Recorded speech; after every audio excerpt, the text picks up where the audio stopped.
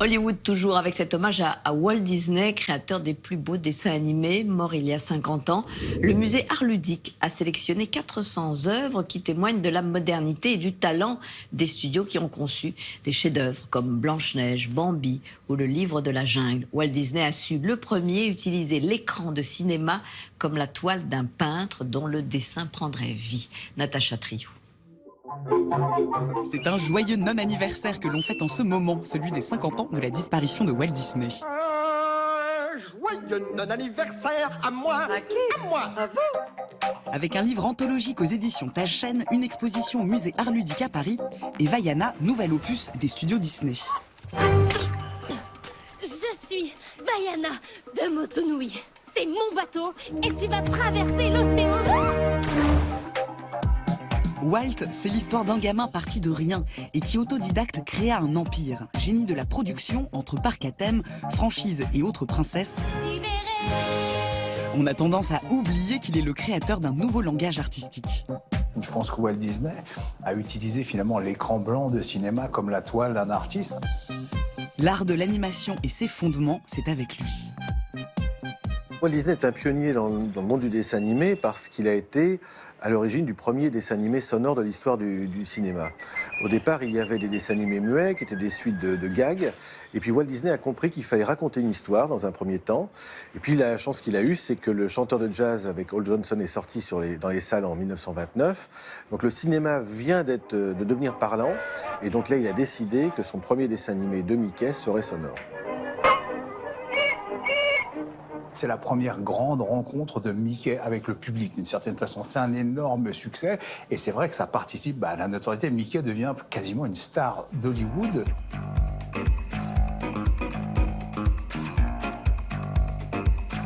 Alors la couleur, c'est avec lui, bien sûr, en 1932, le premier dessin animé en Technicolor qui s'appelle Fleurs et Arbres, qui obtient d'ailleurs l'Oscar du meilleur dessin animé.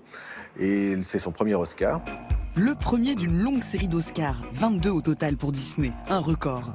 Et autre première fois, le premier long métrage d'animation de l'histoire du cinéma, avec Blanche-Neige en 1937, basé sur une invention. C'est la caméra multiplane. Alors la caméra multiplane, c'est une caméra où on mettait comme un sandwich, en fait, plein de plans simultanés. Et la caméra prenait du dessus. Tout n'est pas dessiné sur un même dessin, mais tout est dessiné en plusieurs plans. Et il invente finalement la profondeur de champ et la perspective, ce qui donne du réel à l'animation.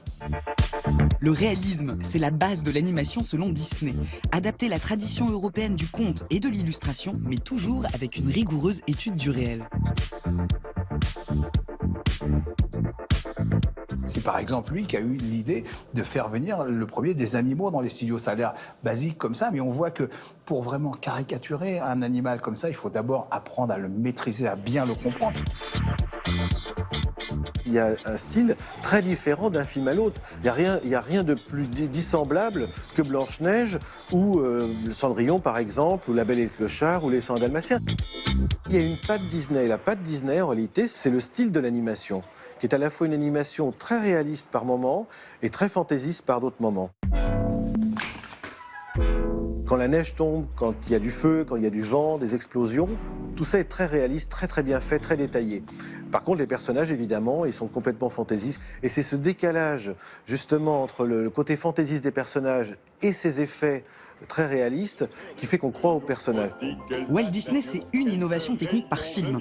Et cela reste dans l'ADN des studios même après sa disparition en 1957.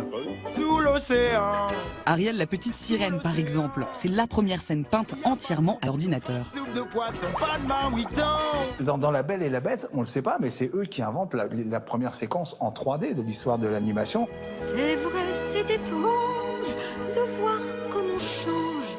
Les personnages sont toujours, eux, peints à la gouache sur un celluloïd transparent, mais tout le décor est en 3D et c'est ce qui donne cette espèce d'émerveillement. Donc, encore une fois, la technologie vient servir l'art de Disney. Bah oui. Un bateau.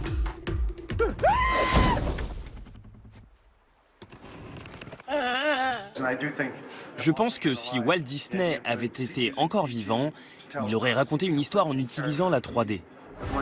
C'est ce qu'il a fait très tôt, utiliser la technologie pour rendre un film plus immersif.